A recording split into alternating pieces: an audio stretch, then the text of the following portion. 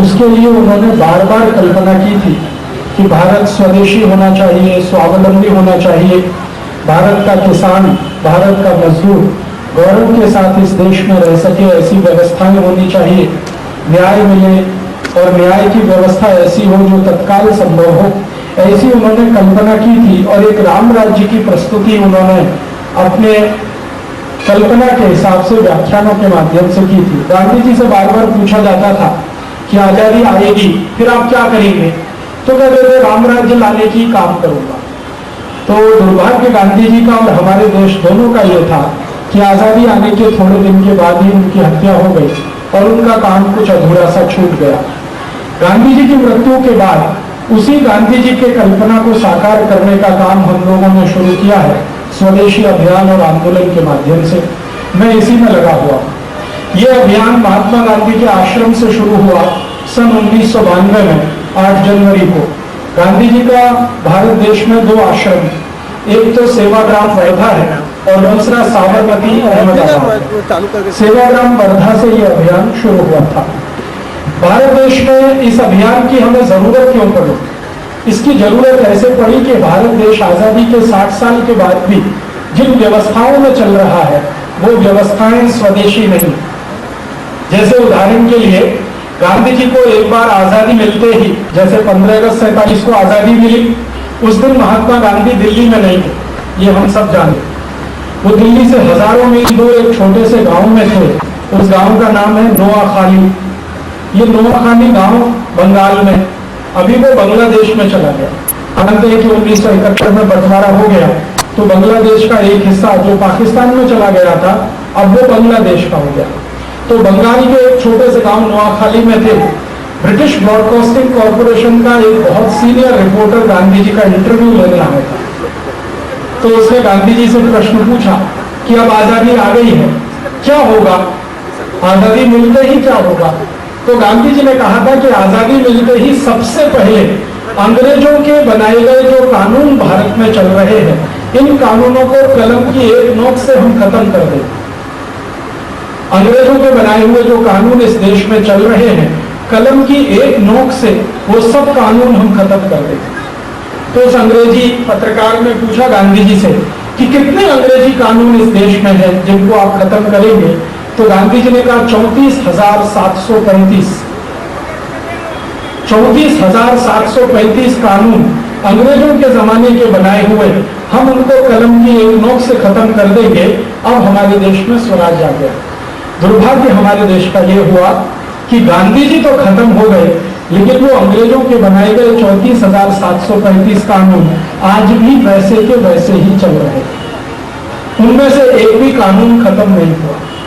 अंग्रेजों ने एक कानून बनाया इस देश में, इंडियन सिविल सर्विसेज एक्ट, वो वैसे का वैसा ही चल रहा, बस उसका नाम बदल गया। अब उसका नाम है इंडियन एडमिनिस्ट्रेटिव एक्ट। अंग्रेजों ने एक कानून बनाया इंडियन पुलिस एक्ट, वो वैसे का वैसा ही चल रहा है। अंग्रेजों ने एक कानून बनाया लैंड एक्विजिशन एक्ट, किसानों से जमीन छीनने का कानून, वो वैसे का वैसा ही चल रहा है। अंग्रेजों बनाया इनकम टैक्स एक्ट का कानून, वैसे का वैसा ही है। सेंट्रल एक्साइज एक्ट का कानून वैसे का वैसा ही है। ऐसे सब के सब कानून हैं। एक कानून बहुत खतरनाक है जो चल रहा है इस देश में। अंग्रेजों ने भारत की गाय को काटने के लिए एक कानून बनाया था, और वो गाय को काटने का कानून अंग्रेजों के जाने के 60 साल के बाद भी चल रहा है। अंग्रेजों के जमाने में जब गाय को कत्ल होता था तो एक दिन में लगभग 30 से 35 हजार गाय काटी जाती थी। अब अंग्रेजों के चले जाने के बाद इस भारत देश में एक दिन में 3.5 से 4 लाख गाय कट जाती। अंग्रेजों के समय में 30,000 गाय कटती थी एक दिन में। अब अंग्रेजों के जाने के 60 साल के बाद इस देश में 3.5 लाख गाय हर दिन कट जाती। हर दिन 3.5 लाख गाय इस देश में कट जाती। छत्तीसगढ़ से एक ट्रक भर भर के गाय जाती है और रोज कटती। आप जिस क्षेत्र में बैठे हैं इसी क्षेत्र से ट्रक भर भर के रोज गाय जाती है और कट जाती है। महाराष्ट्र से, गुजरात से, राजस्थान से, मध्य प्रदेश से, तमिलनाडु, कर्नाटक, आंध्र प्रदेश, केरल, ऐसे भारत में 35 राज्य हैं। सभी राज्यों में बड़े पैमाने पर गाय का कत्ल होता है। अंग्रेजों ने ये कानून बनाया था, अंग्रेजों के बाद भी ये कानून चल रहा है। हमारे भारत देश में हर दिन जो 3.5 लाख गाय कटती है, अगर साल का आप हिसाब निकालें तो 365 में 3 लाख का गुणा कर लीजिए, 3.5 लाख का गुणा कर लीजिए। और ये गाय काटने के बाद मांस बनता है, करीब 72 लाख मीट्रिक टन गाय का मांस उत्पन्न होता है। वो मांस भारत में बिकता है और भारत के बाहर भी बिकने के लिए चला जाता है।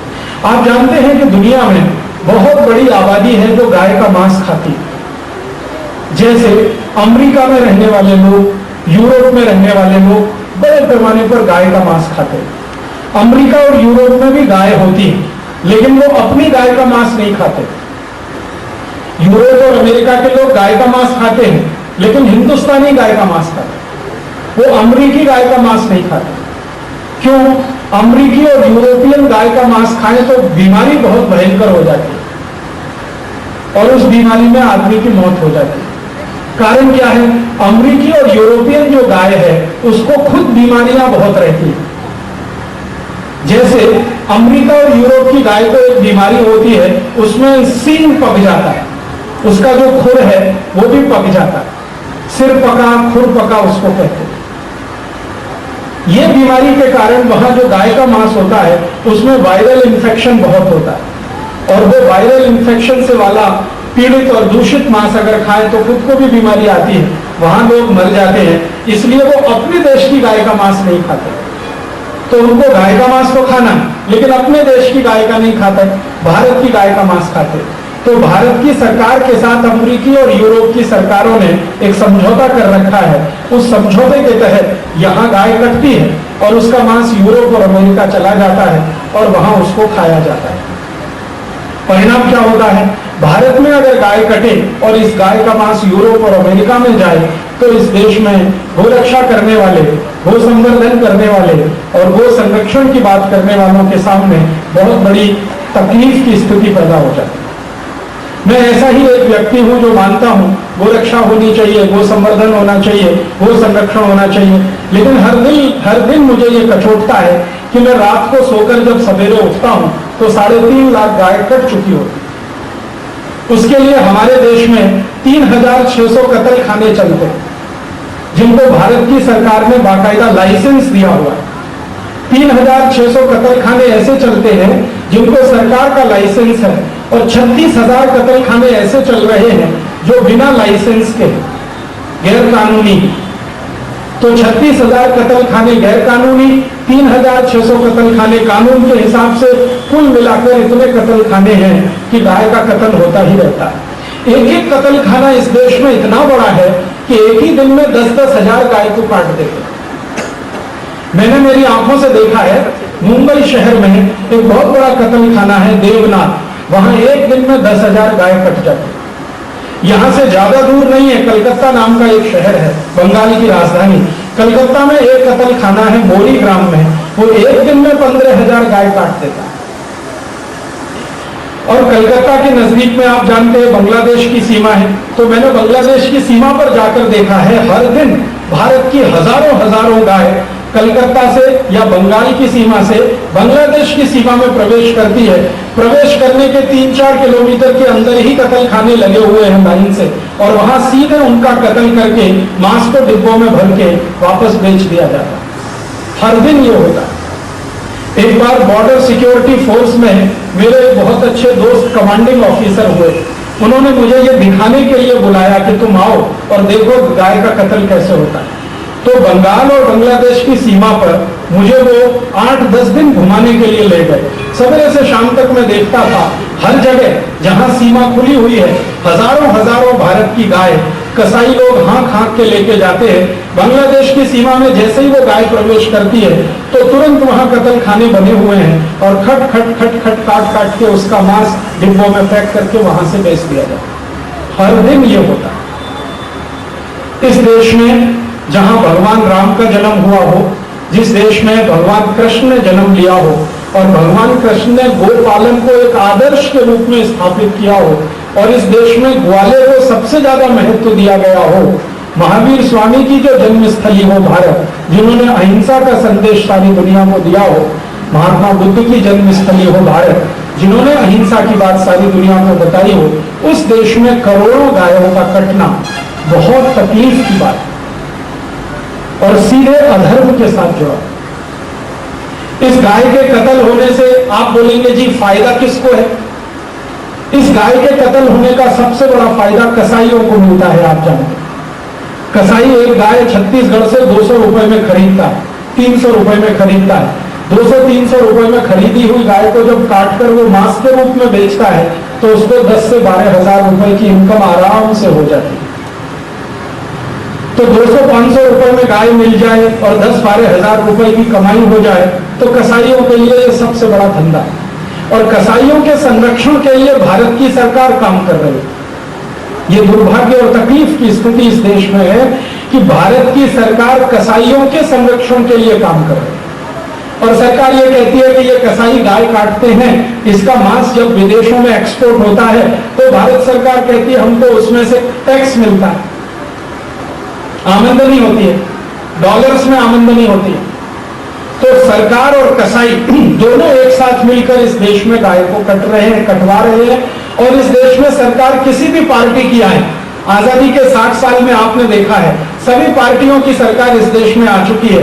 ऐसी कोई पार्टी नहीं है जिसको शासन करने का मौका इस देश में नहीं मिला। किसी ने भी गाय का कत्ल रोकने के लिए कुछ नहीं किया। संसद में कुछ ऐसे सांसद आए जिन्होंने समय समय पर गाय का कत्ल रोकने के लिए कानून बनाने की कोशिश की, लेकिन किसी भी कानून को फलश्रुति तक पहुंचने नहीं दिया गया। एक बार हमारे देश में एक बड़े सांसद हुआ करते थे महावीर त्यागी, जो अपक्ष माने बिना किसी पक्ष के चुनकर आते, निर्विरोध चुनकर आते, सोनीपत से वो सांसद हुआ करते। संसद में उन्होंने पूरी ताकत और मेहनत लगा के गाय रक्षा का कानून बनना चाहिए, इसके लिए विधेयक लाए और उनके विधेयक पर बार बार बहस हुई। बहस के अंतिम दिनों में वोट पड़ा। ज्यादातर सांसद इस पक्ष में थे कि गाय का कत्ल बंद हो जाना चाहिए, लेकिन हर बार उस विधेयक को रोक दिया गया। और वो रोक कोई साधारण स्तर पर नहीं हुई, भारत के प्रधानमंत्री के स्तर पर। एक बार भारत के प्रधानमंत्री पंडित जवाहरलाल नेहरू ने संसद में कहा कि अगर ये गोरक्षा का कानून बना तो मैं कल इस्तीफा दे दूंगा। माने ये कानून नहीं बनना चाहिए। क्यों नहीं बनना चाहिए? क्योंकि गाय का मांस बेचकर जो कमाई हमें होती है वो कमाई बंद नहीं होनी चाहिए। आप जानते हैं पंडित जवाहरलाल नेहरू महात्मा गांधी के शिष्य थे और महात्मा गांधी खुद कहा करते थे कि अगर कोई कसाई गाय को काटता है तो पहले मुझे काट दे, गाय बाद में कटे। ये महात्मा गांधी की तीव्रता थी गाय को बचाने की।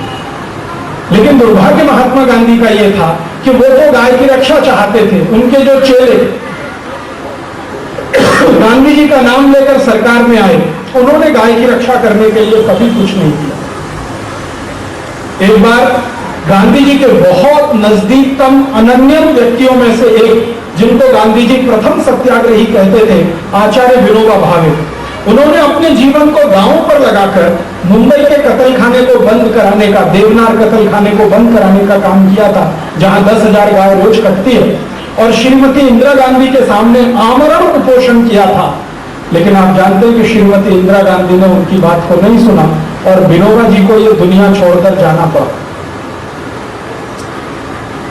चक्कर क्या है?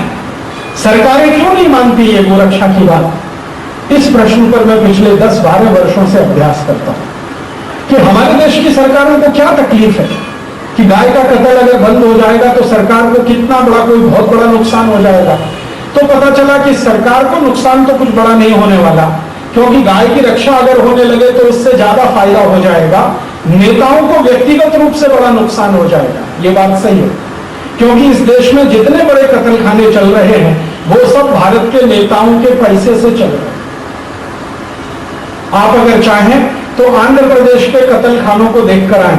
आंध्र प्रदेश में जितने भी कत्लखाने चल रहे हैं वो आंध्र प्रदेश के सारे बड़े नेताओं के पैसे से चल रहे हैं।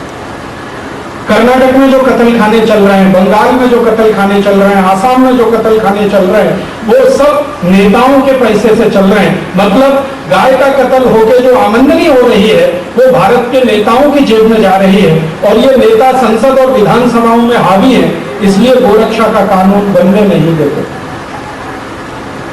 यही अंग्रेजों के समय में होता है। अंग्रेजों ने इस देश में गाय का कत्ल करना शुरू कराया 1760 में। 1760 में अंग्रेजों की सरकार बन गई थी इस देश में। बंगाल में अंग्रेजों का शासन स्थापित हो गया था, ईस्ट इंडिया कंपनी चल रही थी और उनकी हुकूमत आ गई थी। तो उस ईस्ट इंडिया कंपनी का सबसे पहला अधिकारी जो भारत में था, जिसका नाम था रॉबर्ट क्लाइव, उसने 1760 में गाय का कत्ल करने का कानून बनाया इस देश में। और सबसे पहला कत्ल खाना इस देश में 1760 में खुला कलकत्ता में, जो आज भी चालू है। उस समय उस कत्ल खाने में मुश्किल से 3 से 4 हजार गाय रोज कटती थी। आज उस कत्ल खाने में 15,000 गाय रोज कटती है। वो कत्ल खाना 1760 का है, 2007 में भी चल रहा है।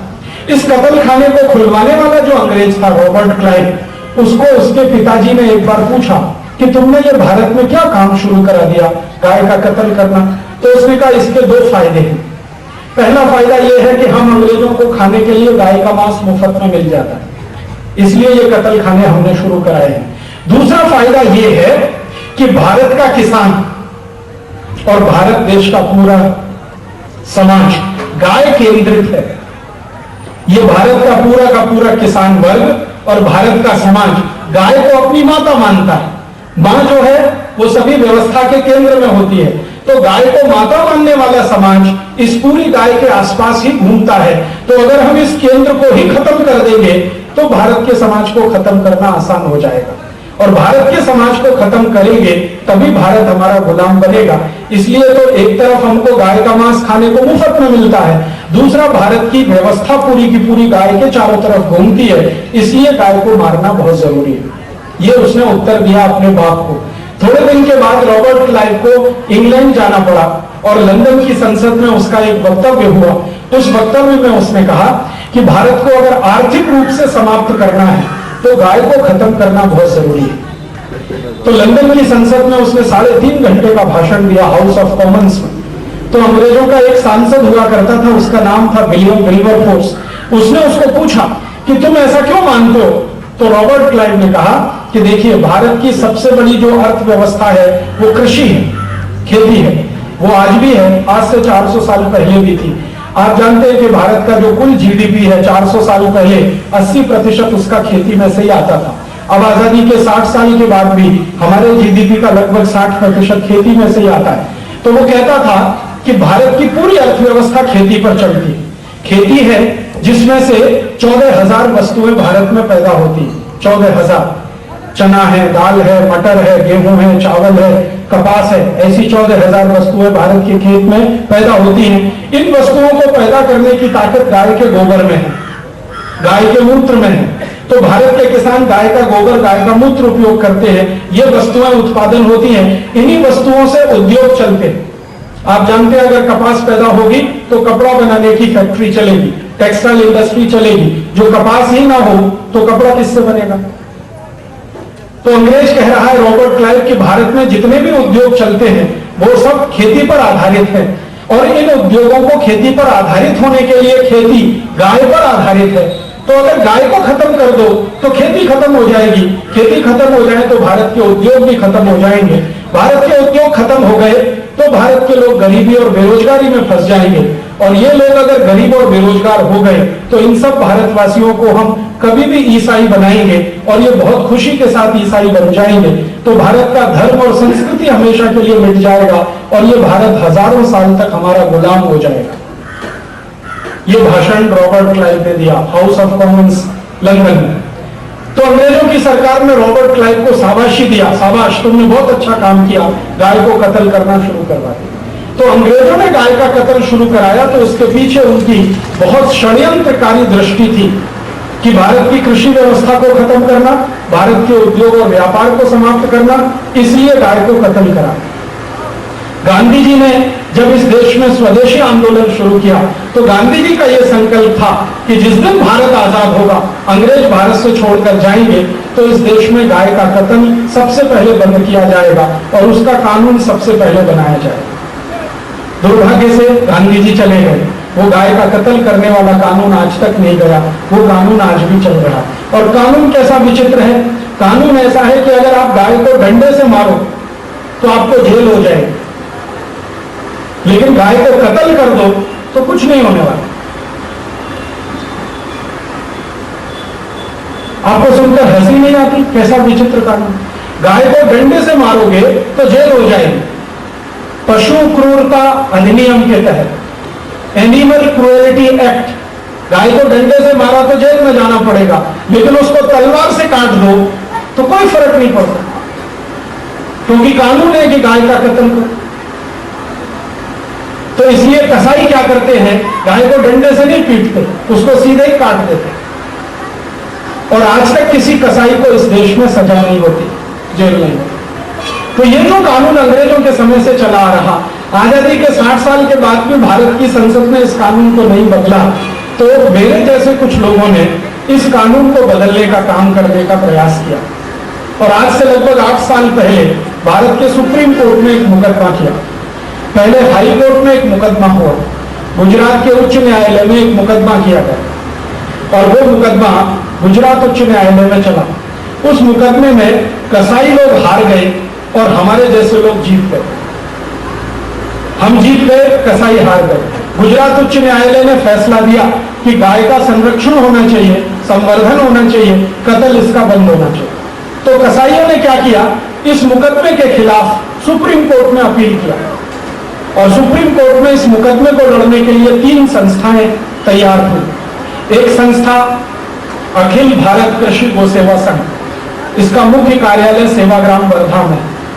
मैं इस संस्था के साथ जुड़ा हुआ हूं पिछले कई वर्षों से। तो अखिल भारत कृषि गो सेवा संघ एक संस्था।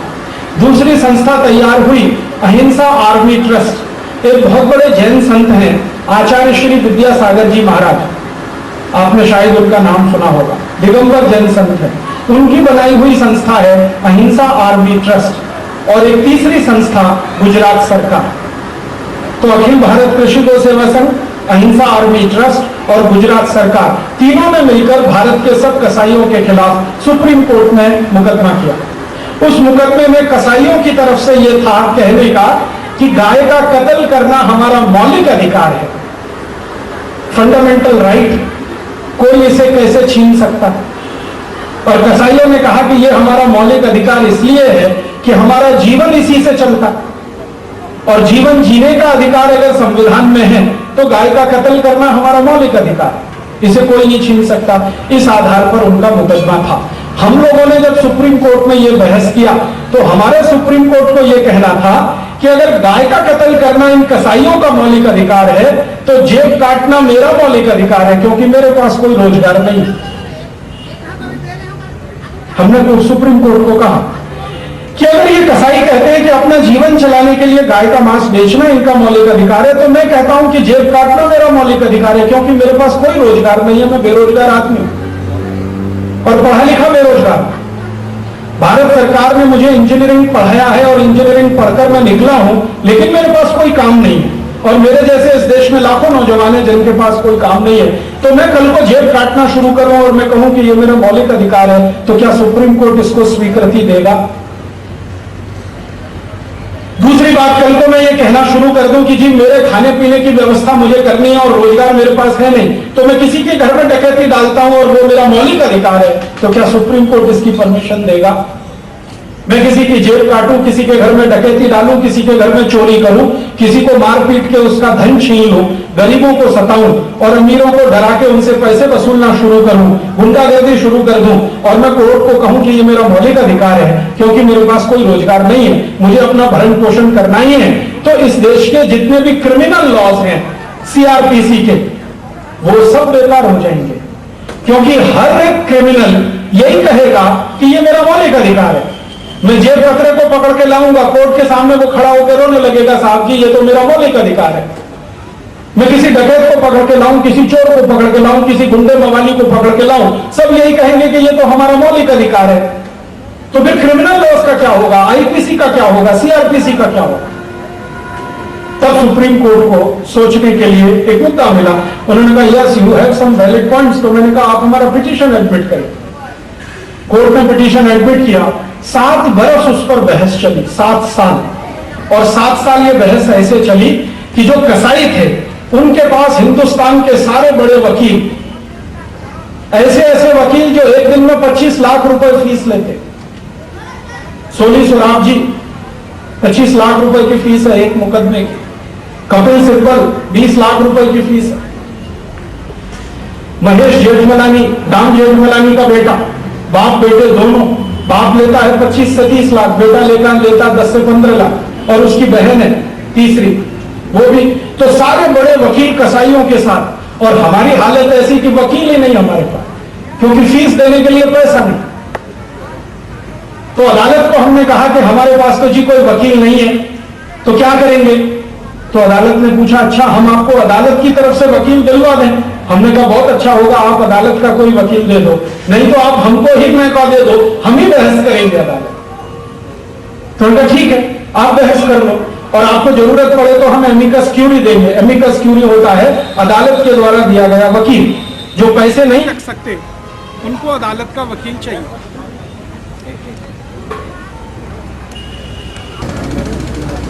और हम लोगों ने ये केस लड़ना शुरू किया। थोड़े दिन के बाद कुछ वकील हमको मिल गए जिन्होंने कहा कि आप बिना पैसे दिए भी हमारी सेवा ले सकते हैं। उनके भी मन में दायर की रक्षा करने की भावना थी। तो इस तरह से कुछ वकील भी आ गए और हम सब ने मिलकर ये केस करीब 7 वर्ष तक लड़ा। उनकी जितने भी तर्क थे उनको हमने गलत साबित किया। पहला उनका तर्क ये था कि गाय को कत्ल करना हमारा धार्मिक अधिकार है, दूसरा तर्क था कि मौलिक अधिकार है, और तीसरा तर्क था जीविका का अधिकार। जब कसाईयों की तरफ से यह कहा जाता था कि यह हमारा धर्म का अधिकार है, तो हमने अदालत को कहा कि अगर ये इनका धर्म का अधिकार है तो इनकी किस धार्मिक पुस्तक में लिखा हुआ है कि गाय का कत्ल करो, वो हम देखना चाहते। कुरान में है, हदीस में है, शरीयत में है, कहां है? तो अदालत ने कहा यस देखो इनकी किस पुस्तक में है। तो अदालत की तरफ से एक समिति बनाई गई। उस समिति ने कुरान को देखना शुरू किया, कुरान की समीक्षा करना शुरू किया, कुरान की एक एक आयतें पढ़ना शुरू किया। पता चला कुरान में कहीं भी नहीं लिखा है कि गाय का कत्ल करो। आपको सुनकर आश्चर्य होगा, कुरान में कई जगह पर मोहम्मद साहब ने कहा है कि गाय सबसे उच्चतम दर्जे का प्राणी है, इसकी रक्षा करो, इसका संवर्धन करो। और दूसरी जगह मोहम्मद साहब कह रहे हैं कि जो किसी ने गाय का मांस खाया तो दोजख में भी जमीन नहीं मिलेगी। दोजख माने नरक। तो मोहम्मद साहब खुद कह रहे हैं कि अगर गाय का मांस खाओगे तो नरक में भी जगह नहीं मिलेगी। गाय को काटो मत, इसकी रक्षा करो, संरक्षा करो। कुरान ये कहती है, हदीस में कहीं है नहीं, शरीयत में कहीं है नहीं। तो फिर हमने कसाईयों से पूछा कि कहां लिखा है, किस धर्म पुस्तक में है गाय का कत्ल करो? तो कहते हमारे उलेमा कहते, उलेमा माने उनके जो धार्मिक पुरुष होते, जैसे हमारे यहाँ पुजारी होते हैं ना, पंडित होते हैं, वैसे उनके उलेमा। तो मैंने कहा कौन से उलेमा कहते हैं, उनको ले आइए आप अदालत। तो कुछ उलेमाओं का समूह आया। कुछ ऐसे उलेमा थे जो अपने को देवबंदी कहते हैं, कुछ ऐसे थे जो बरेलवी हैं, कुछ शिया थे, कुछ सुन्नी थे। सबको पूछा गया आप कहते हैं कि गाय का कत्ल होना चाहिए, किस धर्म पुस्तक के आधार पर कहते हैं? कहा धर्म पुस्तक में तो कहीं नहीं, तो फिर आप किस आधार पर कहते? तो हमसे बड़ा कोई कहता है, उसको बुला लो। तो वो आ गया अदालत में, क्योंकि सुप्रीम कोर्ट तो किसी को भी बुला लेता। तो उनसे बड़े आ गए धार्मिक पुरुष, उनसे पूछा गया आप बोलते हैं गाय का कत्ल होना चाहिए, कहां लिखा हुआ?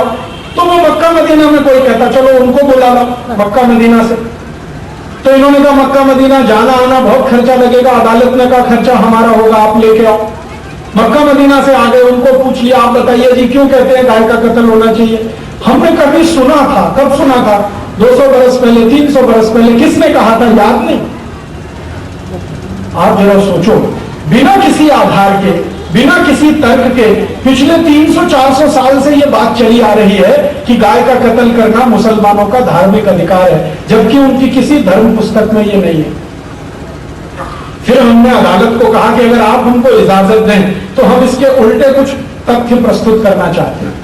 अदालत ने कहा क्या आप तथ्य प्रस्तुत करना चाहते हैं? मैंने कहा हम इस हिंदुस्तान के उन मुस्लिम राजाओं के दस्तावेज प्रस्तुत करना चाहते हैं जिन्होंने एक गाय के कत्ल करने पर कानून बनाया, और कानून इतना सख्त था कि गाय को अगर कोई काट देगा तो उसको फांसी दे दी जाएगी। ऐसे कानून इस देश में बने। हमारे देश में एक मुस्लिम राजा हुआ, उसका नाम था हैदर अली। कर्नाटक राज्य में उसका शासन चलता था। 60 से 70 साल उसने शासन चलाया।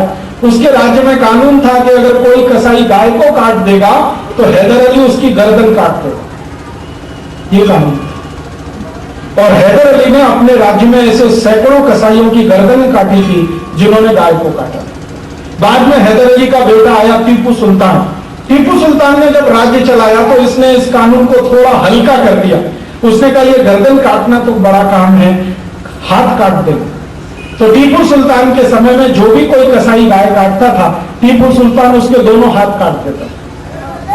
इसी देश में एक राजा हुआ जिसका नाम था अकबर। अकबर के समय में कानून था कि कोई गाय को काटेगा तो उसको फांसी दे दी जाए। अकबर के बाद के जितने राजा थे, औरंगजेब के समय तक ये कानून था कि गाय को कोई काटे तो उसको फांसी दे दो। ये सारे तथ्य हमने अदालत को पेश किए और मैंने अदालत से ये कहा कि देखिए, हैदर अली पक्का मुसलमान था। पक्का मुसलमान समझते हैं कौन होता है? जो 5 वक्त की नमाज पढ़ता है और रोजा रखता है, 30 दिन का, 1 महीने का रोजा रखता है, जो कभी ब्याज पर पैसे नहीं देता किसी को, जो कभी शराब नहीं पीता और पर स्त्री घमंड नहीं करता। ये गुण जिसमें है वो पक्का मुसलमान माना जाता है। फिर आगे एक गुण है कि झूठ नहीं बोलता, वो पक्का मुसलमान। तो हैदर अली पक्का मुसलमान था। कभी शराब नहीं पिया, कभी पर स्त्री घमंड नहीं किया, कभी ब्याज पर पैसे नहीं चलाए, कभी भी अपने राज्य में ऐसा कोई दिन नहीं गया उसका जब उसने नमाज ना पढ़ी हो और रोजा ना रखा हो। मैंने कहा जब पक्का मुसलमान ये कानून बनाता है कि गाय का कत्ल करने वाली की गर्दन काट दी जाए, तो ये कसाई लोग तो बहुत कच्चे मुसलमान हैं। ये तो अपने को बचाने के लिए गाय की गर्दन काटे। तो अदालत तय करे कि हैदर अली पक्का मुसलमान था या ये कसाई पक्के मुसलमान। इनमें से तो कई कसाई ऐसे भी हैं कि जो कभी भी रोजा भी नहीं रखते, नमाज भी नहीं पढ़ते, क्योंकि धंधे के सामने उनका धर्म पीछे। और हैदर अली तो कभी छोड़ा नहीं कोई दिन। हैदर अली के अलावा अकबर की कहानी, शाहजहां की कहानी, औरंगजेब की कहानी, हुमायूं की कहानी, सबकी कहानी यही है। तब अदालत ने कहा कि ये बात तो सही है, धर्म में तो आधार नहीं हो सकता गाय काटने का। तो उनका पहला तर्क अदालत ने काट दिया कि आप ये नहीं कह सकते कि धर्म के आधार पर गाय कटनी चाहिए। फिर उन्होंने कहा कि ये हमारा मौलिक अधिकार है। तो हमने कहा कि फिर जेब काटना भी हमारा मौलिक अधिकार है, शराब बेचना भी मौलिक अधिकार है, रंडीबाजी करना हमारा मौलिक अधिकार है। कितनों को रोकेंगे आप? और अगर ये सब मौलिक अधिकार है, हर गलत काम मौलिक अधिकार है, तो सीआरपीसी का मतलब क्या है, आईपीसी का मतलब क्या है? फिर ये कानून व्यवस्था कैसे चलेगी? तो अदालत ने वो तर्क भी उनका काट दिया। तीसरा तर्क उन्होंने कहा कि ये हमारी जीविका का अधिकार है। तो हमने कहा कि गाय का कत्ल बंद कर दो, जीविका दूसरी भी मिल जाएगी। तो उन्होंने कहा कैसे मिल जाएगी? हमने अदालत को समझाया और वो लोगों को भी समझा रहे हैं कि गाय का अगर रक्षण करें तो आपको जितनी कमाई होगी गाय का कत्ल करने से कभी नहीं हो सकती। एक गाय को आपने काट दिया, ज्यादा से ज्यादा 10-12 हजार रुपए आपको मिलेगा, पूरा का पूरा उसका मांस बेचने के बाद, हड्डियां बेचने के बाद और खून बेचने के बाद। उसी गाय को आप जिंदा रखो तो उसका जो गोबर मिलेगा, उसका जो मूत्र मिलेगा और गाय के गोबर से जो खाद बनेगी, खाद की जो कीमत मिलेगी, गाय के मूत्र से जो दवा बनेगी, दवा की जो कीमत मिलेगी, वो 1 साल में लगभग 2 लाख रुपए के बराबर। तो अदालत ने कहा ये कैसे संभव है? तो हमने उनको समझाया कि गाय एक दिन में लगभग 10 किलो गोबर देती है।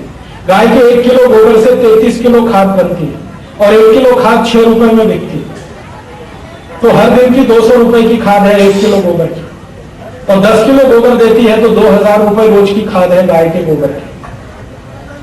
तो अदालत ने कहा कि ये तो कुछ हमें ऐसा लगता है कि एक्सेजरेशन है।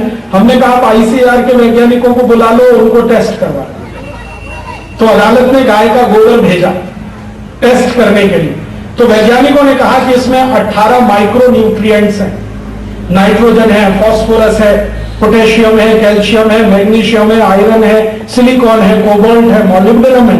ऐसे 18 माइक्रो न्यूट्रिएंट हैं जो किसी भी रासायनिक खाद में नहीं होते। रासायनिक खाद में ज्यादा से ज्यादा 3 माइक्रो न्यूट्रिएंट होते हैं, नाइट्रोजन, फास्फोरस और पोटाश, NPK, और गाय के गोबर में 18 हैं। इसका माने गाय का गोबर रासायनिक खाद से 5 गुना ज्यादा ताकतवर है। और रासायनिक खाद 4-4.5 रुपए किलो है, तो गाय के खाद की कीमत अगर माइक्रो न्यूट्रिएंट्स पे कैलकुलेट करें तो 20-22 रुपए किलो बैठती है। तो अदालत कन्विंस हुई। फिर हमने उनसे कहा कि ये जो मूत्र है गाय का, इसको रोज का अगर मूत्र इकट्ठा करें तो एक गाय का 4 से 5 लीटर मूत्र आता है, और इस गाय के मूत्र से आंख में डालने वाली दवा अगर हम बनाएं तो 500 रुपए लीटर आराम से बिकती है। और गाय के मूत्र का अर्क निकाल कर बेचें तो बड़े आराम से 400-450 रुपए लीटर बिकता है। तो गोमूत्र 500 रुपए लीटर और गाय का दूध 8 रुपए लीटर। तो अदालत को समझ में आया कि दूध से कीमती मूत्र है, और हमने कहा कि दूध तो बोनस में है, असली तो मूत्र है।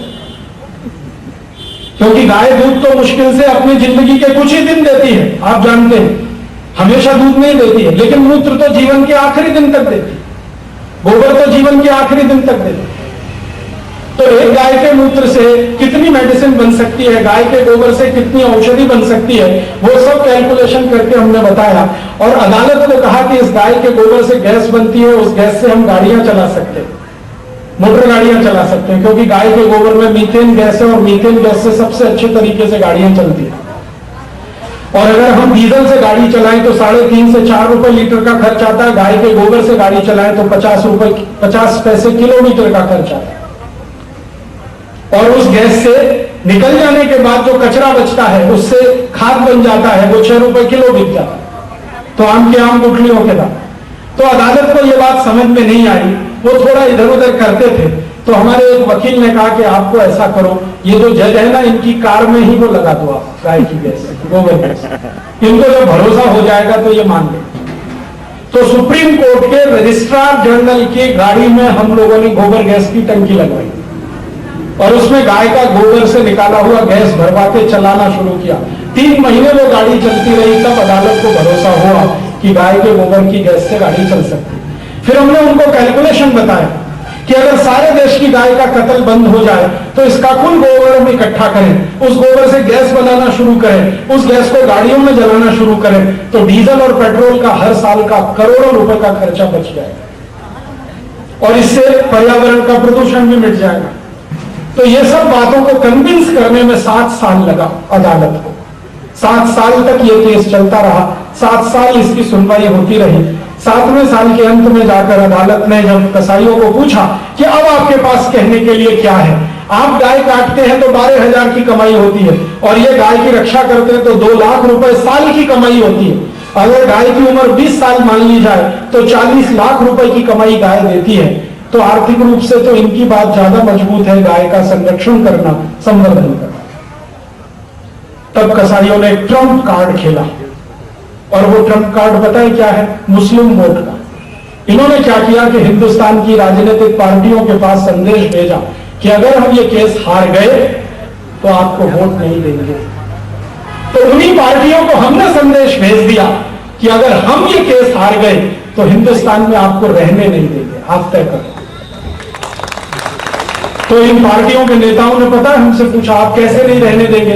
मैंने कहा हमारे पास आपकी सब जानकारियां आ चुकी हैं, हम एक एक गांव में जाकर पोल खोलेंगे कि कौन कौन हरामखोर नेता कत्ल खाने चला रहा है इस देश में, किस किस के पैसे से कत्ल खाने चल रहा है, किसके पैसे से गाय कट रही है, और उसका पैसा किस पार्टी को जा रहा है। तब नेताओं ने कहा अच्छा हम इस बीच में नहीं पढ़ते। मैंने कहा आप ना पढ़ें तो ही अच्छा। और फिर अंत में चीफ जस्टिस खुद आरसी लाहोटी इस बेंच के चीफ थे, उन्होंने ये जजमेंट दिया।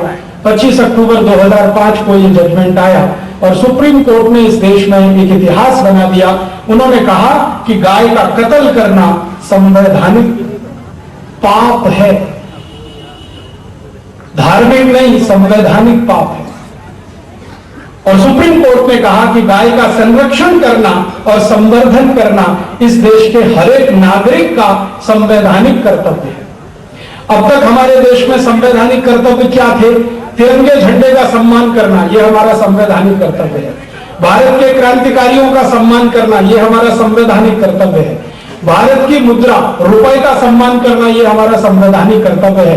ऐसे 51 हमारे कर्तव्य हैं, 51 हमारी फंडामेंटल ड्यूटीज हैं। अब उसमें एक और बढ़ गया है, गाय का रक्षण करना, गाय का संवर्धन करना भी हमारा संवैधानिक कर्तव्य है। ये सुप्रीम कोर्ट ने बोल दिया।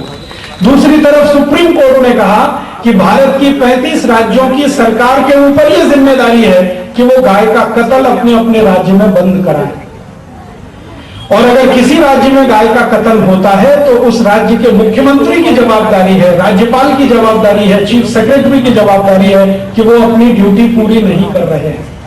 तो सरकारों के लिए यह संवैधानिक जवाबदारी है, नागरिकों के लिए संवैधानिक कर्तव्य है। ऐसा सुप्रीम कोर्ट का फैसला आ चुका है, और वो फैसले के आने के बाद हमने भारत देश के अनेक राज्यों में प्रयास करना शुरू किया है कि जल्दी से जल्दी गोरक्षा के कानून बने। गोरक्षा के कानून 2 स्तर पर बनते हैं। एक तो केंद्र सरकार बना सकती है पूरे देश के लिए, और एक 35 राज्यों की राज्य सरकारें बना सकती हैं अपने अपने राज्य के लिए। केंद्र की सरकार कानून बनाए, उसके लिए हमारा प्रयास चालू है। राज्य की सरकारें भी अपने अपने स्तर पर कानून बनाए, वो भी प्रयास चालू है। तो 15 राज्यों की सरकारों ने कानून बनाने का और आने वाले समय में लागू करने का वायदा कर दिया है, लेकिन 20 राज्यों में अभी ये बाकी है। उसके लिए रात दिन हम प्रयास कर रहे हैं। आप भी इस प्रयास में थोड़ा बहुत योगदान कर सकते हैं। क्या योगदान कर सकते हैं? भारत के प्रधानमंत्री और राष्ट्रपति को आप एक 50 पैसे का पोस्ट कार्ड लिख सकते हैं, और इतना सा ही पोस्ट कार्ड लिखना है कि 25 अक्टूबर 2005 को सुप्रीम कोर्ट ने जो फैसला सुनाया है गोरक्षा के समर्थन में, उसका जल्दी से जल्दी कानून बना दिया जाए। तो केंद्र सरकार अपने अधिकारों का इस्तेमाल करके इसको केंद्र स्तर पर कानून बना सकती है, और केंद्र स्तर पर कानून बन जाए तो अलग अलग राज्यों में कानून बनाने की जरूरत नहीं पड़ेगी, वो एक ही कानून सब राज्यों में आ जाएगा। और जब तक केंद्र नहीं बनाता है तब तक राज्य सरकारों में ये कानून बनाने की कोशिश है। छत्तीसगढ़ की सरकार ने गोरक्षा का कानून बनाया है, लेकिन दुर्भाग्य यह है कि उसको पूरी ताकत से लागू नहीं किया जा रहा है।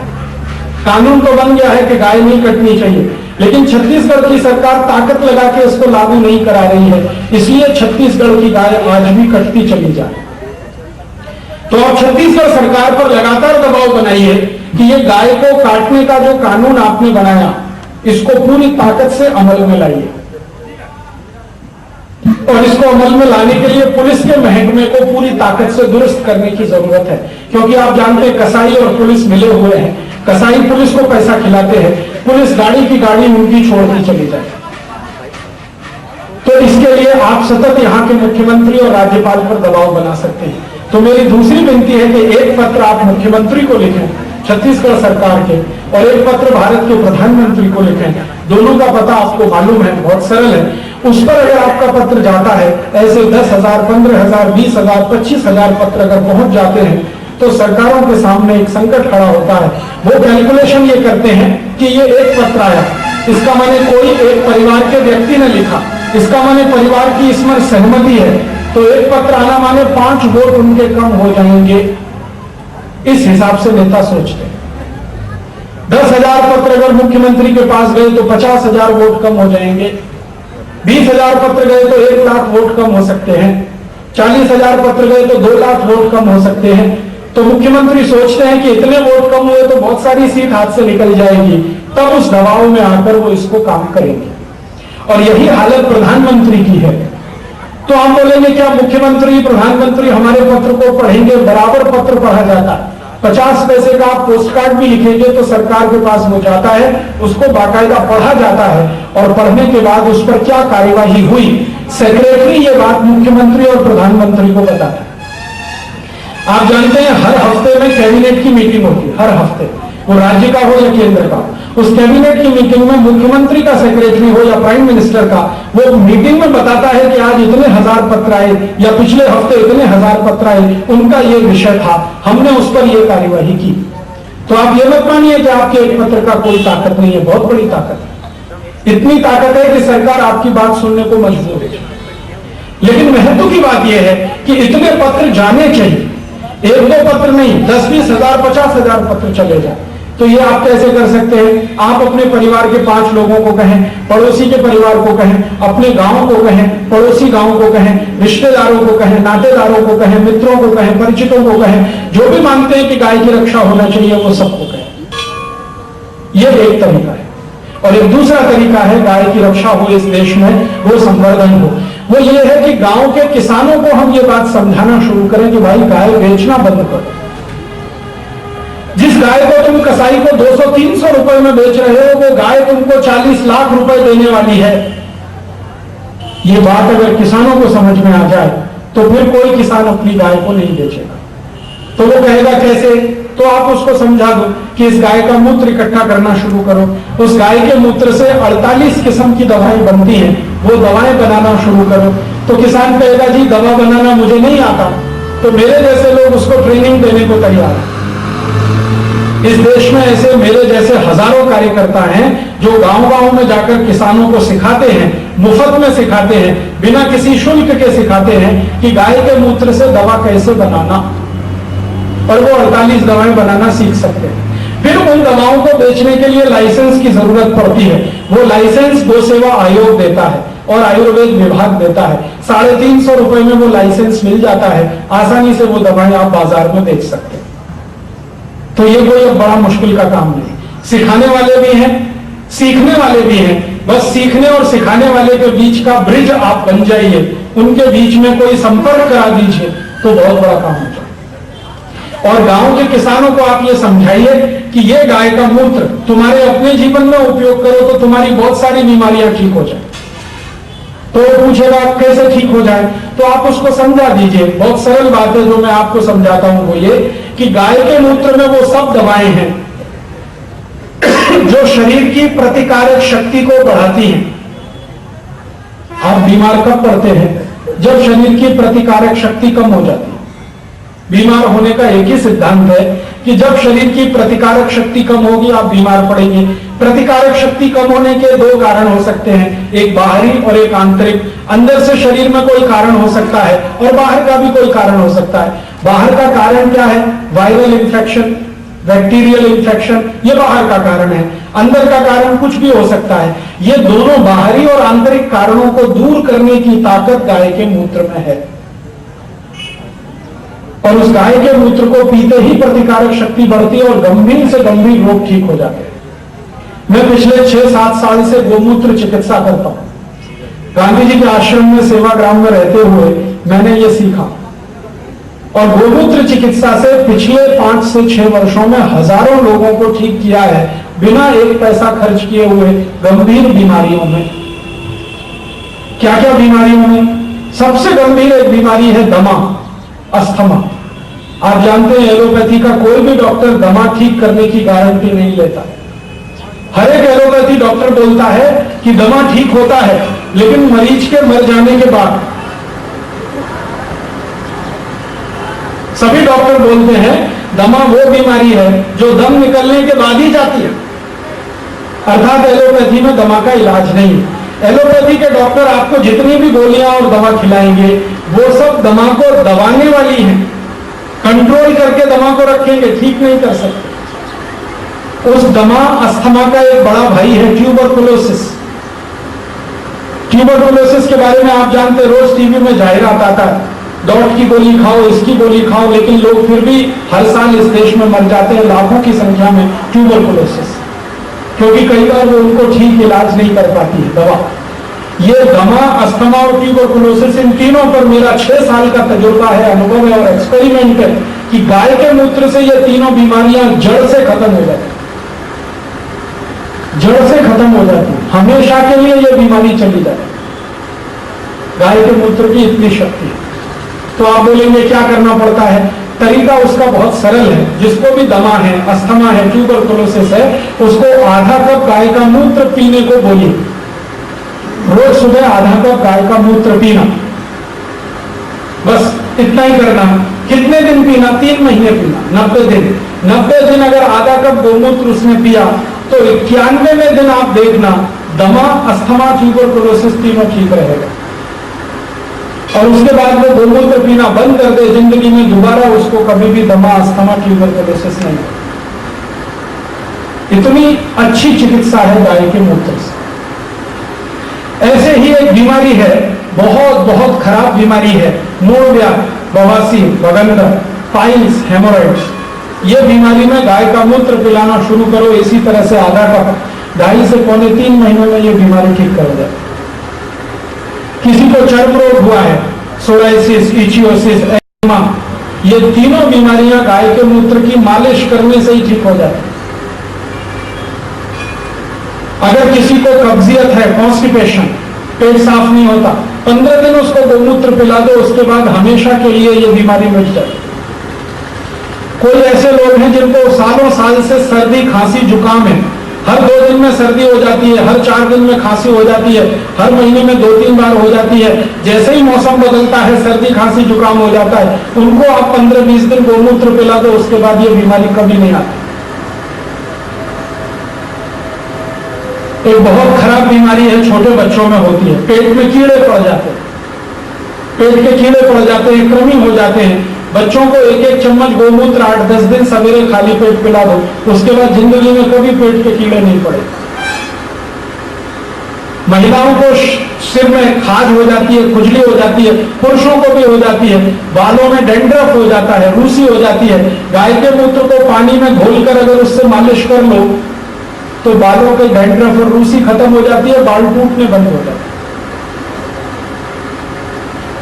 अगर किसी को भी शरीर के किसी अंग में भयंकर घाव हो गया है, घाव, एब्सिस, और वो भरता नहीं, खासकर डायबिटीज के मरीजों को घाव हो जाता है तो कभी नहीं भरता है, तो गाय का मूत्र वहां पर लगाना शुरू कर दो। और ये जो गेंदे का फूल होता है ना, गेंदा, मैरीगोल्ड, गेंदे के फूल की चटनी गोमूत्र में बनाकर उसका लेपन करना शुरू कर दो तो भयंकर से भयंकर घाव भर जाता है। एक बहुत खराब बीमारी है दुनिया में जो कोई मिटा नहीं पाता उस बीमारी को, उसका नाम है गैंग्रीन। अक्सर ये डायबिटीज के लोगों को हो जाती है। गैंग्रीन में क्या है, सड़ जाता है शरीर का कोई अंग, तो एलोपैथी का डॉक्टर बोलता है कि अब तो इसको काट दो और कोई इलाज नहीं। मेरे पास 2 साल पहले एक मरीज आया था बंबई से, उसके हाथ में गैंग्रीन था, यहां उंगलियों से शुरू हुआ, यहां तक पहुंच गया था। तो डॉक्टर बोलते थे ये हाथ काटना पड़े। वो आदमी इतना दुखी था कि हाथ काटे तो फिर क्या काम, और दाहिने हाथ में था। तो एक दिन आ गया मेरे पास, कहने लगा राजीव भाई मेरा कुछ करो। मैंने कहा तुम एक गाय ले लो करो। तो उसने ले लिया, मरता क्या ना करता वाली वो कहावत है, गाय ले ली। फिर मैंने कहा इसका मूत्र इकट्ठा करो सवेरे, तो चालू किया। और मैंने कहा गेंदे की फूल लाओ, चटनी बनाओ मूत्र में और इसको लगाओ। उसने चालू किया, 9 महीने के बाद पूरा हाथ भर गया, एकदम ठीक हो गया। फिर डॉक्टर के पास उसको भेजा कि देखो इसका हाथ ठीक हो गया, आप तो काटने वाले थे। तो डॉक्टर कहता दिस इज मिरेकल, ये चमत्कार। तो मैंने कहा यस दिस इज मिरेकल, चमत्कार है, लेकिन गाय के मूत्र का, राजीव दीक्षित का नहीं, गाय के मूत्र का चमत्कार जो गैंग्रीन मिटा सकता।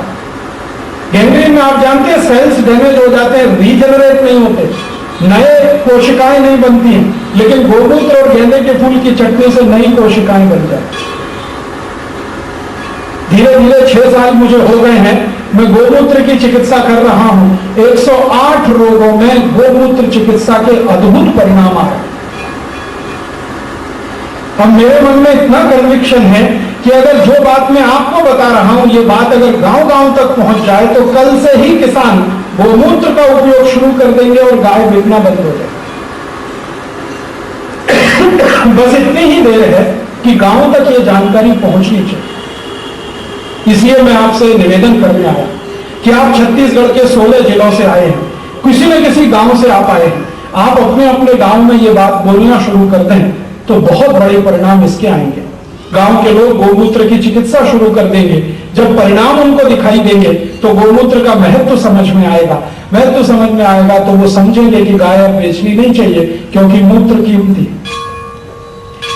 अगर किसी को आंख में कोई रोग हो गया हो, जैसे मोतियाबिंद एक रोग है, कैटरेक्ट, दूसरा है काला पानी, आंखों में काला काला हो जाता है, कुछ भी दिखाई नहीं देता। एक बहुत खराब आंखों का रोग है रेटिनल डिटैचमेंट, रेटिना अपने स्थान से हट जाता है। ये तीनों रोगों में 1-1 बूंद गाय का मूत्र रोज रात को आंख में डाला जाए तो 2.5 से 3 महीने में ये तीनों रोग मिट जाते हैं। रेटिनल डिटैचमेंट, जिसके बारे में दुनिया भर के डॉक्टर कहते हैं कि it is highly impossible to be cured, ये ठीक हो जाए ये बिल्कुल असंभव होता है, वो गाय के मूत्र से ठीक हो जाता है।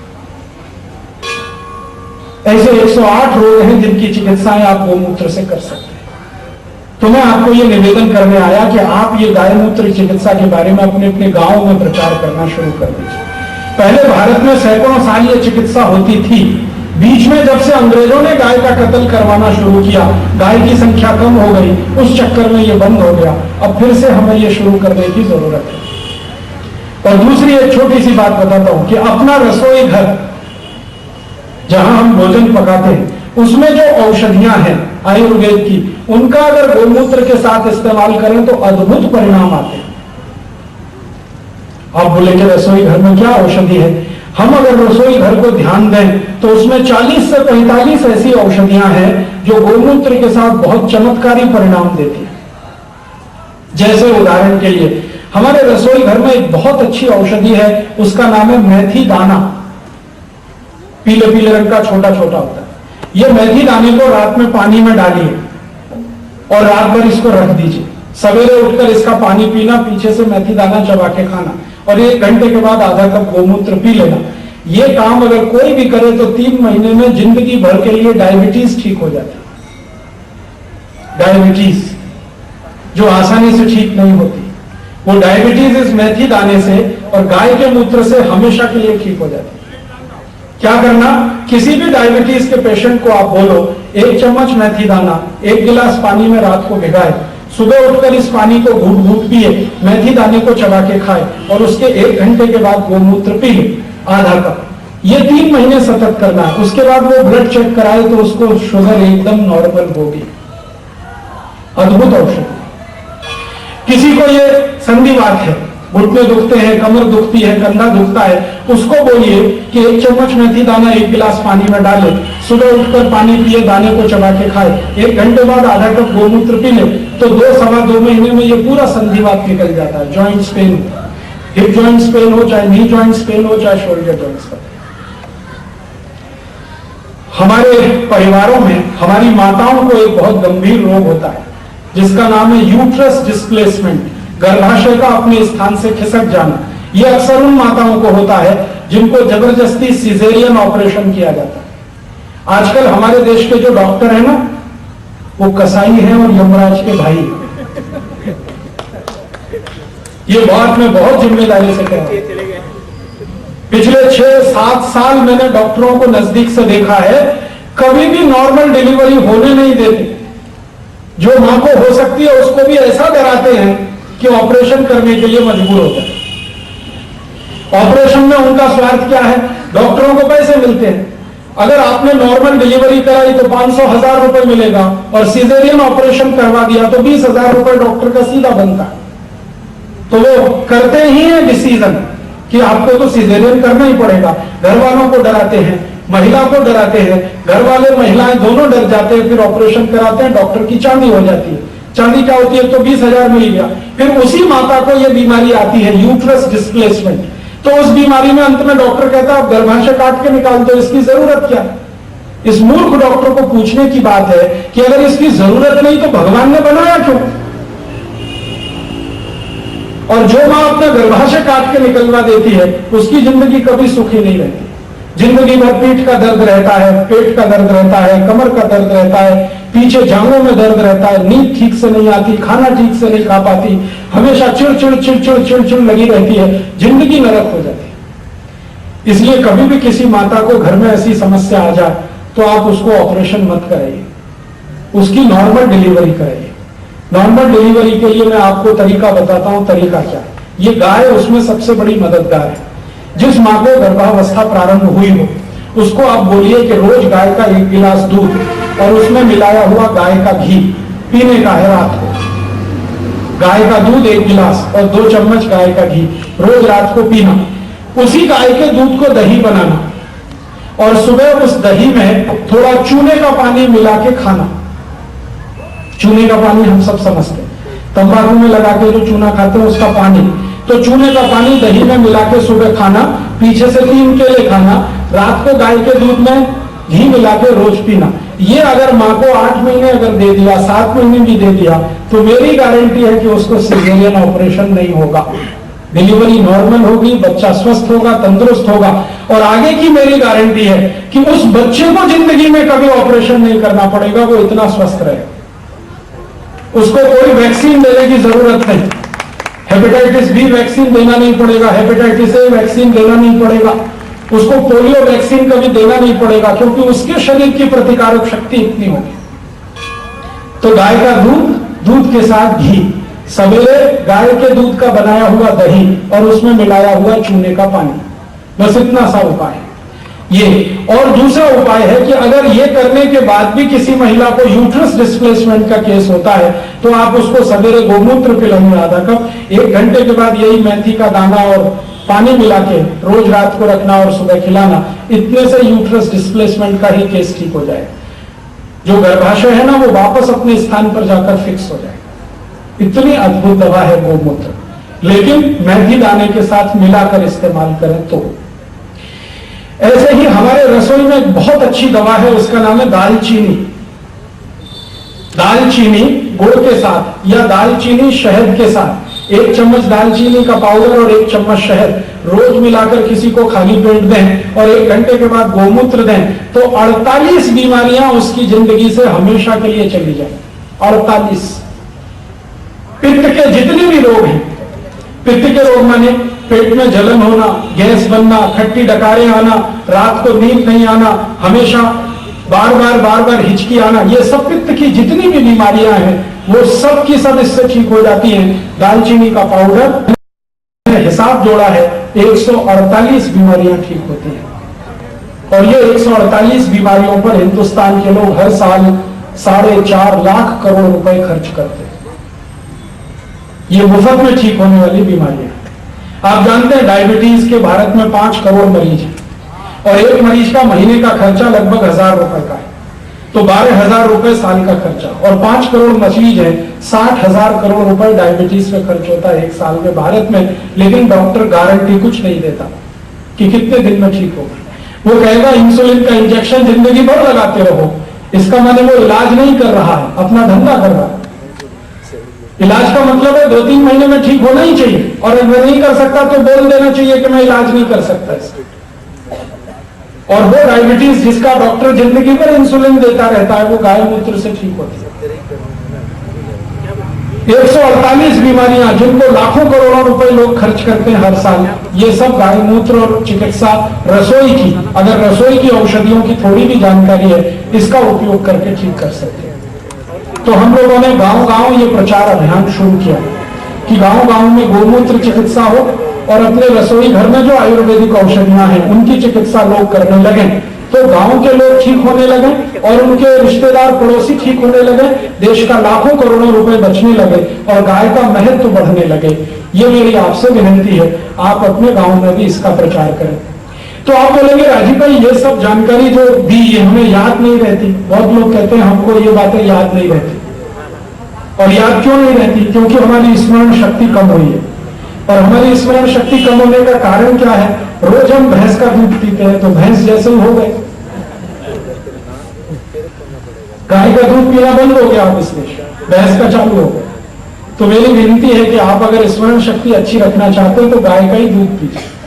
गाय का दूध पिएंगे तो गाय जैसे बनेंगे, भैंस का दूध पिएंगे भैंसी जैसे हो जाएंगे। आप कभी भी देखो भैंस सड़क में खड़ी हो जाए, सामने से ट्रक आए, पीछे से बस आए, कितना भी हॉर्न बजाए, भैंस हटती नहीं, वहीं खड़ी रहती, क्योंकि हटने के लिए अकल चाहिए, उसमें अकल नहीं है।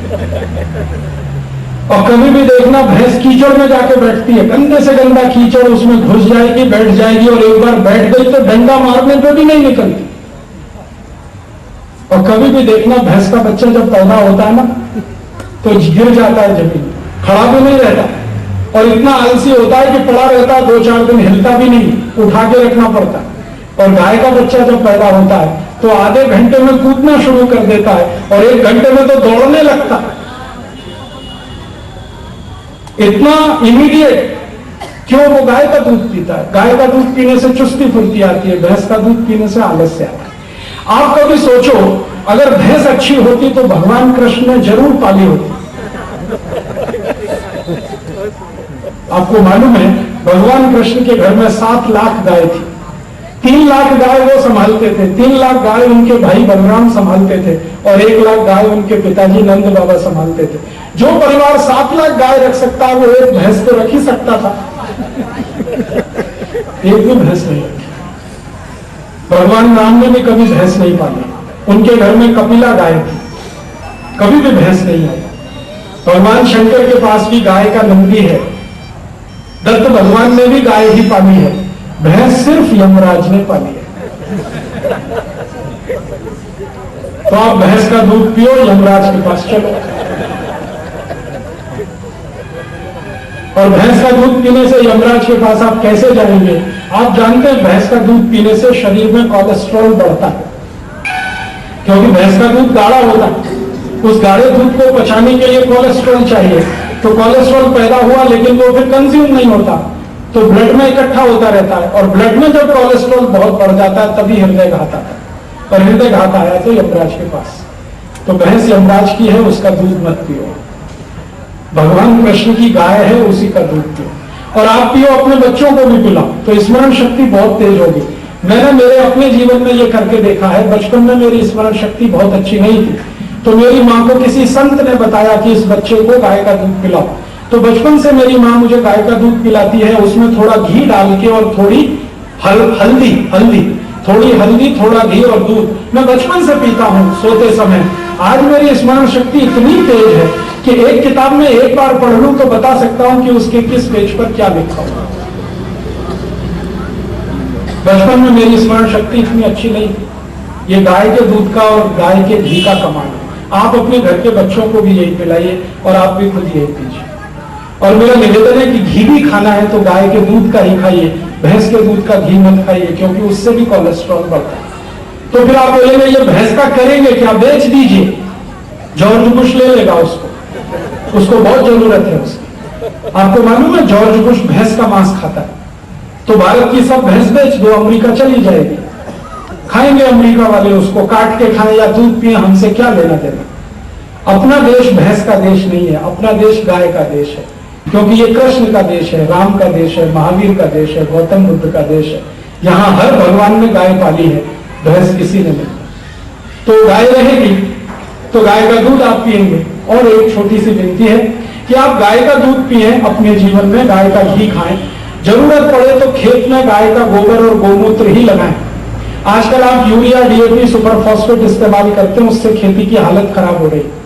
यूरिया, डीएपी डालते डालते मिट्टी में जहर बढ़ गया, और इतना जहर बढ़ गया है कि वो जहर आपके खाने में आ गया है। कोई भी व्यक्ति जो यूरिया, डीएपी का गेहूं खाता है वो अपने रक्त का कभी भी परीक्षण कराए तो आपके रक्त में यूरिया निकलेगा। जो कुछ खेत में आप डालते हैं ना, एंडोसल्फान, मेलाथियन, वो आपके रक्त में निकलेगा। नहीं तो करा के देख लीजिए परीक्षण। एक बार मैंने मेरे रक्त का बहुत साल पहले परीक्षण कराया था, 15 साल पहले। मेरे रक्त में डीडीटी निकला, डीडीटी। तो मैं परेशान हो गया, ये डीडीटी आया कहां से? तब मेरे समझ में आया कि मेरे घर में खेती होती है, मेरे माता पिता दोनों किसान हैं, मेरे माता पिता के माता पिता भी किसान थे। हमारे परिवार में सैकड़ों साल से खेती होती है। हमारा परिवार अलीगढ़ जिले में, उत्तर भारत में है। तो मेरे खेत में 15 साल पहले मुझे याद है कि खूब यूरिया, डीएपी, सुपर फॉस्फेट डालते थे, डीडीटी छिड़कते थे, एंडोसल्फान डालते थे। तो उसका असर यह था कि मेरे खून में भी डीडीटी और एंडोसल्फान आ गया। तब हम लोगों ने 15 साल पहले परिवार में बैठकर फैसला किया कि ये रक्त में आने लगा है, इसका माने खतरनाक स्तर तक हमने ये जहर खा लिया है, अब ये बंद करना चाहिए। तो हमने घर में मिलकर फैसला किया, गोबर डालेंगे, गोमूत्र डालेंगे, यूरिया, डीएपी बंद कर दिया। 15 साल हो गया, यूरिया, डीएपी बिल्कुल बंद कर दिया। फिर हमने देखा कि यूरिया, डीएपी बंद करने से हमको 4 फायदे हो गए। नुकसान तो एक भी नहीं है, फायदे 4 है। पहला फायदा ये हो गया कि खेती का खर्चा कम हो गया। पहले यूरिया, डीएपी हम डालते थे तो 1 हेक्टेयर खेत में कपास लगाने का खर्चा हमारा कम से कम तो 1800 से 2000 रुपए आता था 1 हेक्टेयर में। अब हमने यूरिया, डीएपी बंद कर दिया। अब उसी 1 हेक्टेयर में कपास लगाने का ज्यादा से ज्यादा खर्चा हमारा 200 रुपए आता है। माने हमारा 90% खर्चा कम हो गया। तो खर्चा कम हुआ, 1 लाख। दूसरा लाभ क्या हुआ कि पहले 1 एकड़ खेत में हमको 3 कुंटल कपास आता था, अब 1 एकड़ खेत में 7.5 कुंटल कपास आता है। 15 साल में इतना परिवर्तन। तो उत्पादन हमारा दोगुना हो गया, 100% ज्यादा हो गया, खर्चा 90% कम हो गया, माने 190% फायदा हमको हो गया। वो खेती में ही संभव है। मेरे पिताजी के चचेरे भाई, उनके पास खेती है, हमारे पास भी है, उनके पास भी है। हमने घर में आपस में एक समझदारी बनाई हुई है कि खेती में कोई जो करेगा वो दूसरा नहीं करेगा। तो जैसे हम गेहूं चावल चना दाल करते हैं तो वो सब्जियां करते हैं, तो उनके खेत में हमेशा सब्जी रहती है, हमारे यहाँ गेहूं चना चावल। तो उनका 25 एकड़ खेत है, 25 एकड़ में वो सब्जियां लगाते हैं, भिंडी है, तुरई है, टिंडे हैं, टमाटर है, जो भी सब्जी है वो लगाते हैं। 25 एकड़ खेत में हर रोज, आपको ये बात मैं सुना रहा हूं और ध्यान से आप सुनिएगा, हर रोज 5000 किलो सब्जी टूटती है, हर रोज 5 टन। और 1 किलो सब्जी अगर 3 रुपए में भी बिके, 4 रुपए में भी बिके, 5 रुपए में बिके, तो 25,000 रुपए रोज की इनकम है। 25 एकड़ खेत में 25,000 रोज रुपए की इनकम, आपको क्या चाहिए? ईमानदारी की, बेईमानी की नहीं। तो उस दिन से मेरे समझ में आया कि गाय के गोबर और गोमूत्र में इतनी ताकत है कि कोई भी किसान करोड़पति हो सकता है। फिर मैं भारत देश में प्रवास करता हूं पिछले 10-12 साल से। एक बार मैं तमिलनाडु में गया। तमिलनाडु में एक जिला है, उसका नाम है अरकाट। अरकाट जिले में एक किसान के घर में मैं गया था। उनके परिवार में वो बताते हैं कि 200-300 साल से खेती होती है और हमेशा गाय का गोबर और मूत्र ही डालते हैं। उनके 1 एकड़ खेत में 56 कुंटल धान पैदा हो रहा है आज की तारीख, 56 क्विंटल, 56 क्विंटल पर एकड़। और तमिलनाडु सरकार ने इस साल वो भाई को सर्वश्रेष्ठ किसान का पुरस्कार दिया है 5 लाख रुपए का। और उनका भारत के टेलीविजन चैनल पर आधा घंटे का कार्यक्रम आया, DD1 पर और तमिल टीवी चैनल पर। अरकाट जिले में 56 कुंटल चावल, जो सॉरी धान, 56 कुंटल 1 एकड़, सिर्फ गोबर गोमूत्र से। एक किसान को मैं जानता हूं, कर्नाटक में है, कर्नाटक में गुलबर्गा जिले में, उनका नाम है अब्दुल रऊफ। बहुत अद्भुत आदमी है। उनका खेत अभी मैं देखने गया तो अब्दुल रऊफ ने मुझे अपनी कहानी सुनाई। वो कक्षा 8 में पढ़ाई छोड़कर स्कूल से चले गए थे। कारण क्या था? उनके पास पैसे नहीं थे, फीस के देने के पैसे नहीं थे, तो अब्दुल रऊफ को पढ़ाई छोड़नी पड़ी कक्षा 8 में। फिर उन्होंने क्या किया, किसी आदमी से खेत ले लिया किराए पर कि भाई खेत मुझे दे दो, किराया फिक्स कर लो, साल में जितना तुमको चाहिए मैं दूंगा। तो उन्होंने 15 एकड़ खेत लिया, 1000 रुपए एकड़ के किराए पर, माने 15,000 रुपए उनको देने हैं हर साल। खेत ले लिया, उसमें खेती शुरू किया गाय का गोबर गोमूत्र से। अब्दुल रऊफ की आज की 1 साल की इनकम, नेट इनकम जो है वो 3.5 लाख रुपए नेट इनकम, और ग्रॉस इनकम उनकी 10 लाख रुपए, मात्र 15 एकड़ खेत में। और कर्नाटक सरकार ने अब्दुल रऊफ को इस साल का 10 लाख रुपए का सर्वश्रेष्ठ किसान का पुरस्कार दिया। मैंने कर्नाटक सरकार के एक यूनिवर्सिटी में जाकर कहा, धारवाड़ एग्रीकल्चर यूनिवर्सिटी में मेरा एक व्याख्यान था।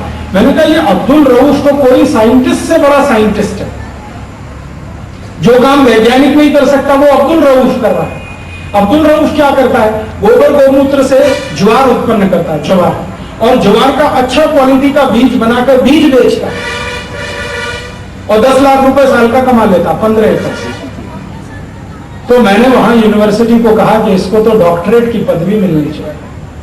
तो चांसलर ने कहा कि ये तो 8वीं पास नहीं है। मैंने कहा वो आप छोड़ दो, ये तो बड़े बड़े वैज्ञानिकों से बड़ा आदमी है। जो बीज वैज्ञानिक नहीं बना पा रहे हैं वो ये बनाकर किसानों को बेच रहा। तो अभी थोड़े दिन पहले धारवाड़ विश्वविद्यालय ने अब्दुल रऊफ को डॉक्टरेट अवार्ड किया। और आप जानते हैं इसका फायदा क्या हुआ? जिस दिन अब्दुल रऊफ को डॉक्टरेट मिला, मैं खुद उस पुरस्कार समारोह में हाजिर था। सारे अखबार वाले और मीडिया वाले हाजिर थे। अगले दिन कर्नाटक के सभी अखबारों में फ्रंट पेज पर छपा।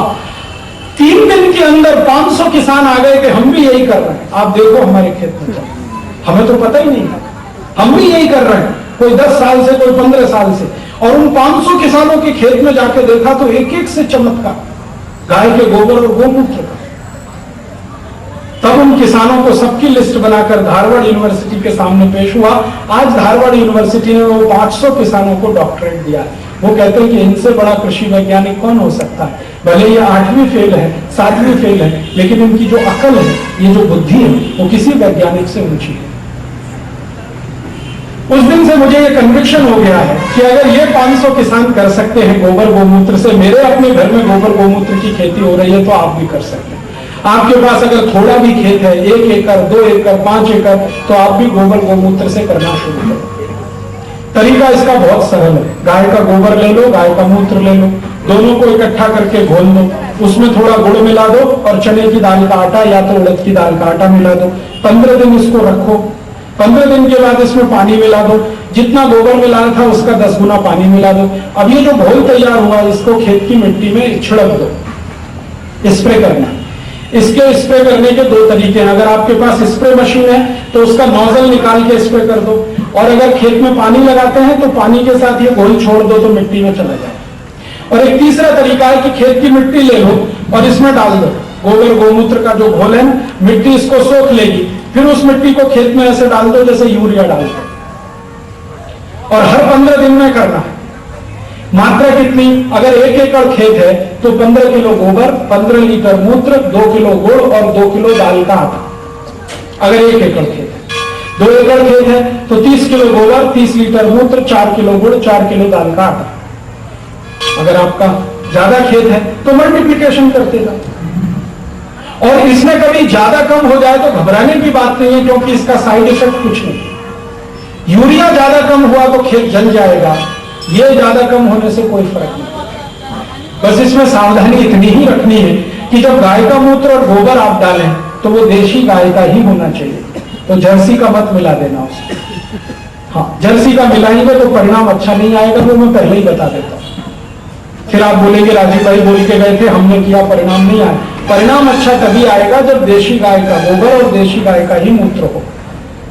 फिर आप बोलेंगे जी देशी गाय नहीं है तो खरीद लो, छत्तीसगढ़ में मिलती है, भैंस बेच के गाय ले लो। एक भैंस बेचोगे तो 4-5 गाय आ जाएगी, और एक भैंस जितना खाती है उसमें 4 गाय खाएगी। बहुत खाती है भैंस, और नखरे भी बहुत है उसके। थोड़ी गर्मी ज्यादा हो जाए तो उसको स्नान कराना पड़ता है, नहीं तो दूध नहीं देती, और खाना थोड़ा कम हो जाए तो दूध नहीं देती। तो ये नखरे वाली भैंस को क्यों रखा हुआ है? गाय ले लो, सीधी सादी भोली भाली, थोड़ा कम भी खाएगी तो दूध कम नहीं होता उसका। गाय कम खाती है, गम भी खाती है, इसलिए उसको मां का दर्जा है। भैंस नहीं है ऐसे, तो भैंस बेचो, गाय ले लो। जर्सी गाय बेच के भी देशी गाय ले लो। फिर आप बोलोगे जी देशी गाय का दूध कम है, दूध बढ़ा लो। दूध बढ़ाने का बहुत सरल तरीका है, अच्छा खाना खिलाओ, गाय का दूध बढ़ेगा। अच्छा खाना खिलाओ, अच्छे खाने से मतलब हरा चारा खिलाओ उसको रोज, दूध बढ़ेगा। बिनौला खिलाओ, बिनौला, दूध भरपूर बढ़ेगा। और दूध ही नहीं बढ़ेगा, दूध में घी भी बढ़ेगा। मैंने एक गाय का परीक्षण किया था अपने घर में। मैंने एक गाय खरीदी जो 1.25 लीटर दूध देती थी, और उसको अच्छा खल खिलाना शुरू किया। खल समझते हैं? तेल निकालने के बाद जो खली, वो खिलाना शुरू किया। कभी तिल की खली खिलाता था, कभी मैं इसकी खिलाता था, कपासिए की, कभी सरसों की खिलाता था। तो वो सतत शुरू किया। वो गाय जिस दिन हमारे घर में आखिरी बार उसने बच्चा दिया, उसके बाद तो आप जानते हैं एक समय के बाद गाय बच्चा देना बंद कर दी। तो आखिरी बच्चा जब उसने दिया था तो उसका दूध 7.5 लीटर हो चुका था।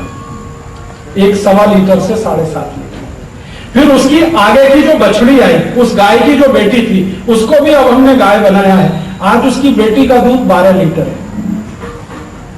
अब उसकी बेटी की बेटी आएगी, हमारी गारंटी है कि उसका 16-17 लीटर दूध होगा। और उसकी जब चौथी पीढ़ी आ जाएगी तो 25 लीटर तक दूध हो जाएगा। दूध बढ़ाया जा सकता है।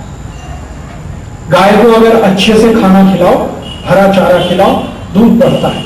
बिनौला खिलाओ, दूध बढ़ता है। खली खिलाओ, दूध बढ़ता है। और गाय को प्राकृतिक गर्भाधान, कृत्रिम गर्भाधान नहीं, इंजेक्शन से गर्भवती नहीं बनाना, प्राकृतिक जो पद्धति है गर्भाधान कराने की वही कराओ, भरपूर दूध बढ़ता है। और गाय को थोड़ा घूमने के लिए छोड़ो, एक दिन में 3-4 घंटे वो घूम टहल के आए, दूध बहुत बढ़ता है।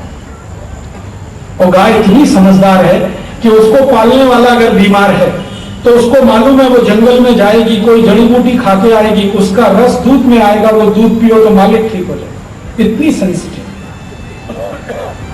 ये मैंने मेरे घर में देखा। और उसकी ये सेंसिटिविटी ही है जो उसको मां का दर्जा भारत की संस्कृति में मिला है। तो गाय का दूध, गाय का गोबर, गाय का मूत्र, दूध का बनाया हुआ दही, दही की छाछ, छाछ का मक्खन, मक्खन का घी, ये सब गाय का बहुत उपयोगी है। ये घर घर उपयोग होने लगे, गोबर और गौमूत्र से खेती होने लगे। तो मैंने हिसाब एक दिन निकाला कि गोबर गौमूत्र की खेती होगी तो अनाज जो पकेगा वो शुद्ध होगा, उसमें जहर नहीं, यूरिया, डीएपी, सुपर फॉस्फेट।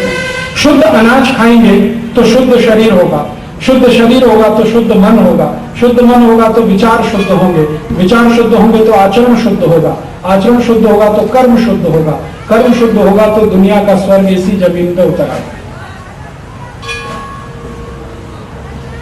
और गाय कटना बंद हो गई तो आशीर्वाद उसको इतना उसका मिलेगा हमको कि ये देश फिर से सोने की चिड़िया हो जाए। ये देश सोने की चिड़िया था जब गाय थी। जिस दिन से गाय कटना शुरू हुई ये देश रसातल में जाना शुरू हो गया।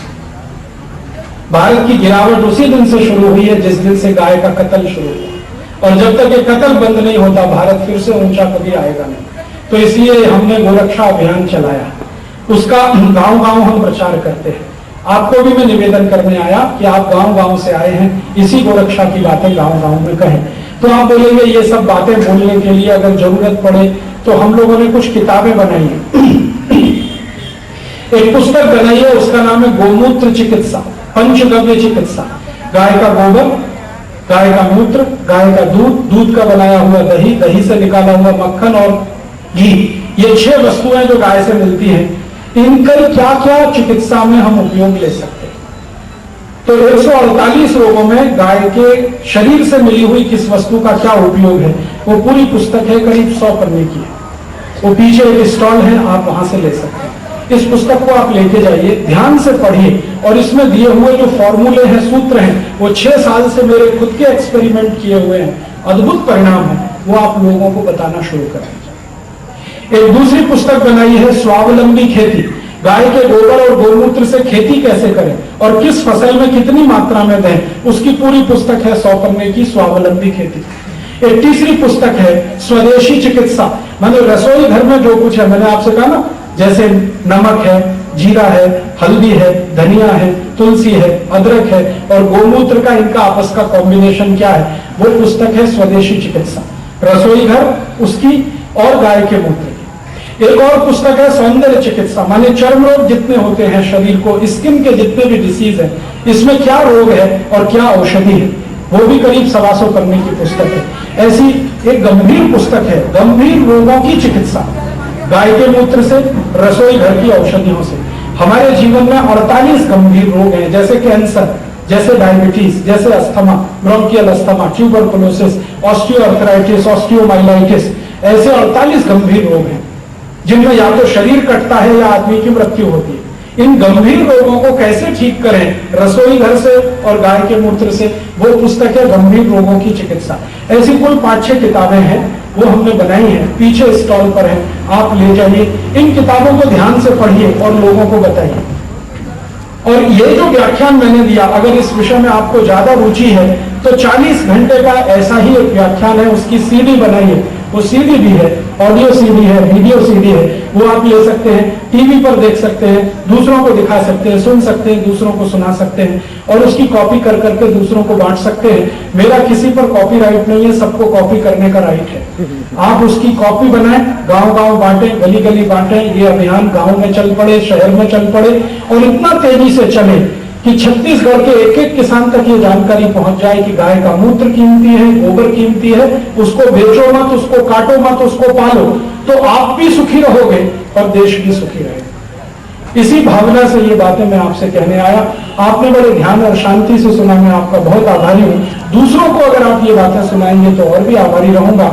और इस अभियान से अगर आप जुड़ना चाहें तो पीछे जहां ये पुस्तक और सीडी है वहीं पर आप नाम पता ले सकते हैं, हमें पत्र लिख सकते हैं, अपना नाम पता उनको दे सकते हैं, वो आपको पत्र लिख सकते हैं और हम और आप मिलकर इस अभियान को बहुत दूर तक ले जा सकते हैं, जिससे ये देश गो पालन और गो संवर्धन का देश बने और इस देश में स्वदेशी और स्वावलंबन बढ़े, लाखों करोड़ रुपए देश के बचे, हमारा स्वास्थ्य टिके। ऐसी भावना के साथ आप सभी का आभार। चौतरफे ज्ञान के सागर सागर समार